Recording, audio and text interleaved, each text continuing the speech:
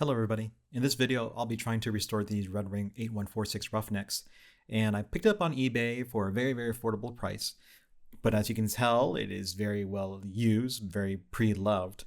But I believe I can bring a lot of life back into these shoes and make it so they're a little bit more presentable to take them out.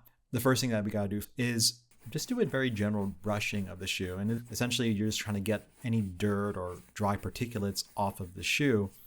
The next step of the process is using saddle soap to clean the leather of the shoe.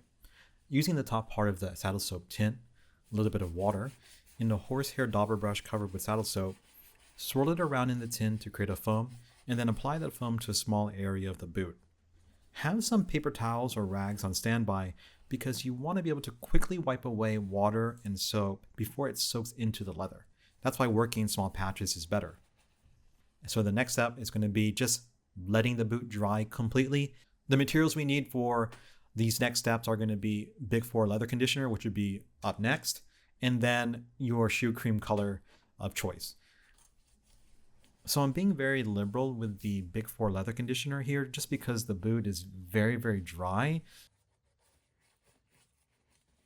Moving on to the shoe cream, I'll be using 2 plastic spoons to mix 2 parts burgundy to 1 part brown in a paper cup. And I'm using 2 spoons because I don't want to cross-contaminate by double dipping into the shoe creams. I'll be using a gloved hand to apply the shoe cream to the boot. There's so much more control I feel this way instead of using a rag or other type of applicators.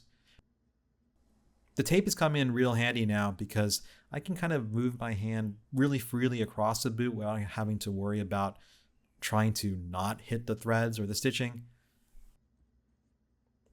Technique-wise, when it comes to brushing, think about being as fast as possible with very slight pressure. Don't push the bristles of the brush into the leather. We're just basically skirting across the surface trying to create a shine. So essentially, this is the end product. Once we remove the tape and put the laces back in, it's good to go. So for a direct comparison, here's both boots of the pair. And you can see we've come a long way with just a couple minutes in what was really very minimal amount of materials to bring back so much life and vibrance and color into these old boots.